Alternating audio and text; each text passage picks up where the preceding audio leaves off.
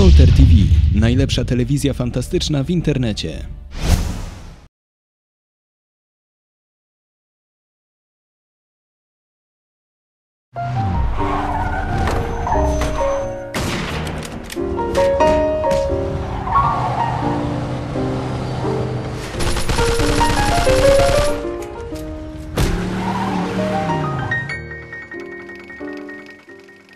At its core, Mafia II is a third-person action crime game. It has all the exciting car chases, all the gunfights and all the melee combat that you'd expect from a game like this. Our target kind of experience was very much things like Goodfellas, Godfather, very kind of adult movies with very serious themes. And for that to happen, we needed the game world to be realistic. Shooting is one of the most important things in the game, and obviously, as we try to be realistic, our weapons are quite lethal. We really wanted to feel like deadly combat. What we don't want is the player sort of rushing enemies and doing things like that, you know. You can only take 2 or 3 shots before you actually die. If someone shoots at you, the first instinct is to get behind some cover. It really feeds into that intense feeling that we really want from the gun combat experience. We spent a lot of time and effort on the cover system because the player will spend a lot of time using it.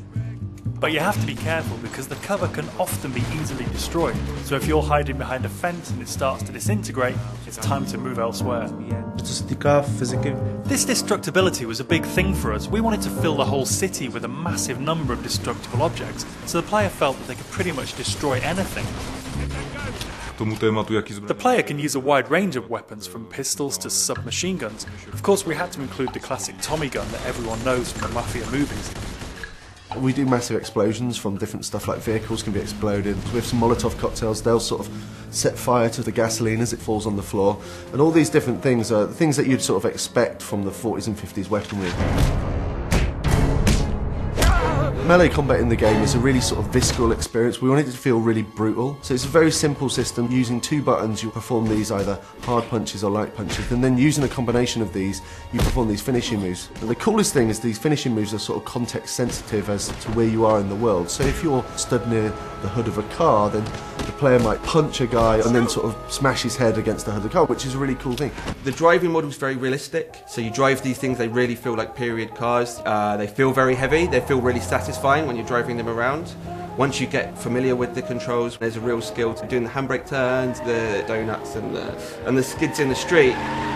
The inspiration for these has been the cars and the car chases that you see in gangster movies. So if you visualise a gangster movie chase, you know, the cars screeching around the corner with the smoke coming off the tyres, guys shooting out of the windows with Tommy guns, this is very much one of the key goals for the driving experience.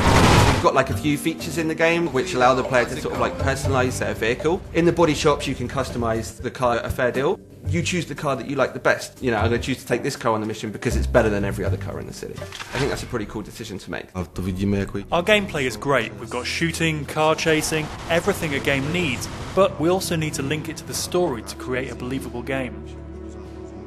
We needed to move away from some of the more arcadey conventions that you see in other open world games and focus more on a realistic experience for the player, so the player behaves like a mafia gangster.